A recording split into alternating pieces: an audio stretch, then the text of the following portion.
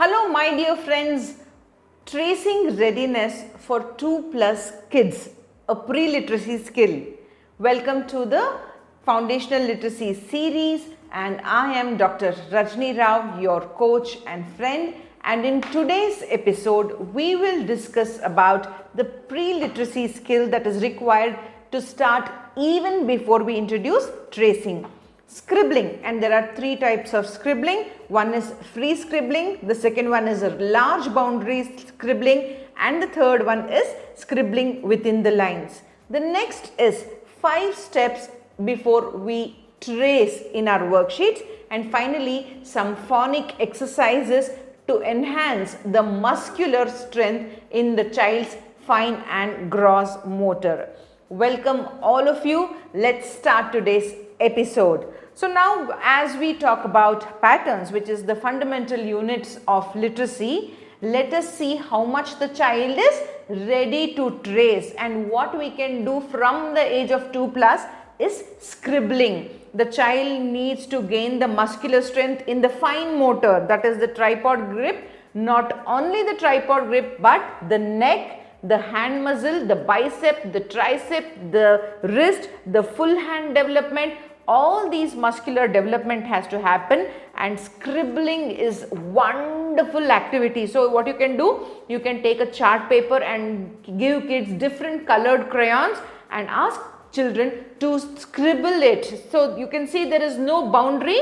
So this is free tracing, and children will scribble, big scribble, and you will have to encourage children to do big scribbling where they move their arm largely, and this is the first thing that we need to start even before we trace. The next is scribbling inside the closed line, or you can see a large boundary. So the boundary is large here, but this is closed. So the next step is closing in the large boundary, and the third one, if you see like a bunch of grapes, if you can see scribbling within the lines. So you can see how the boundary is varying here. So once children get used to these tracing activities or scribbling activities, their fine and gross motor will enhance. And what you can do with free scribbling, imagine you have a colorful scribbled chart paper. You can make cutouts. You can make cutouts of daily use things like a clock, like a plate, like a glass, like a cup, or you can give red crayon and create some red objects and hang it in the class, and children will feel fulfilled because their work is being honored. So these are the 3 types of scribblings that you can practice, and after this let's start with the tracing. The first is tracing on the flashcard. So it's very important for the child to identify the pattern on the flashcard and then trace it on flashcard. So in previous episode I have told you about air tracing, desk tracing. We are already done with that. So now we are tracing on the flashcard, saying standing line, standing line, standing line, and after tracing it on the, so you can see I have all the patterns with me. So you can see here we will have to have all these resources in our classrooms, and after this we will go with sensorial tracing, which is our rava. You can have sand, you can have rava, rice, anything that is coarse that the fingers can feel. So on this you can do many standing lines. So this is also one of the effective tracing practice. And next is the tracing on board or slate. So you can give a board or slate. This, we have a drawing on this. Okay, I don't have another slate. So you can draw on slate or board and practice.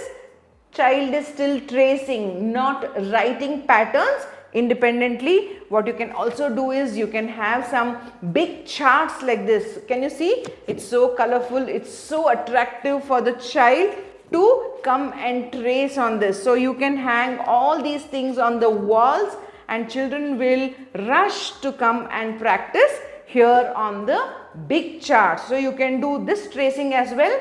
And number 4 is the jumbo tracing. What do I mean by jumbo tracing? When we start with tracing, please see to that it is big enough.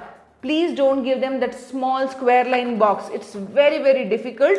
So see how big you can give the tracing sheets. Now we will come to, after board and slate, we will come to the worksheet. Now you can see green and red dot, and there is a big line to trace. Use crayons and please give worksheets where the patterns are as big as possible. So this is called as jumbo tracing. Next is join green and red dots.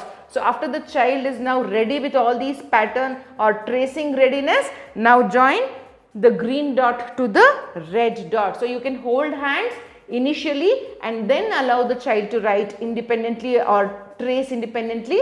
It is only in this phase, that is the fifth phase, the child will try to independently write the patterns. So now it is joining the green dot with the red dot. So when we introduce the patterns through all these worksheets, and especially this is my favorite one, when children run their fingers, you can notice their fine motors are being used. The gross motor of neck, shoulder, everything is exercised. So these were the 5 activities that we need to take before tracing or before writing the patterns.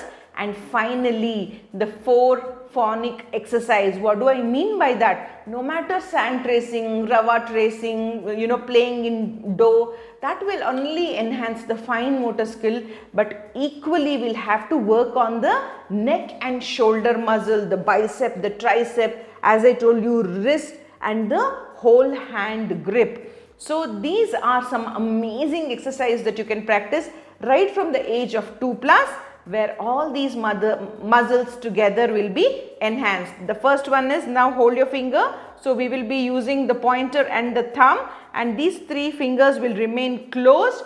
And now if you see this, this is the position, and now 1, 2, 3, 4 and 5. So this is front to back, and now side out. So in to side out, side in, side out, the same hand movement, because we are exercising on the pointer and the thumb muscle. So 1, 2, 3, 4 and 5.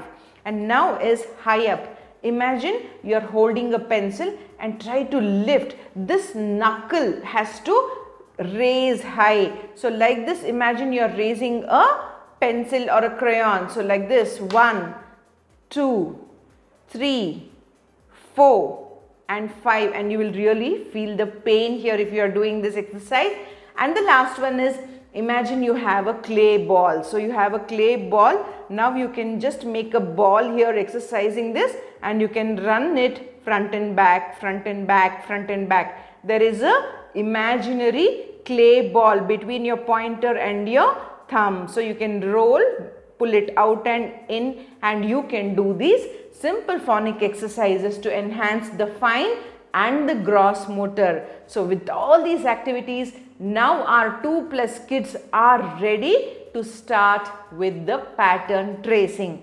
Well, my dear friends, please share with this video with a teacher or a mother who has a 2-year-old kid and want to start with the patterns, and I will catch you in the next episode.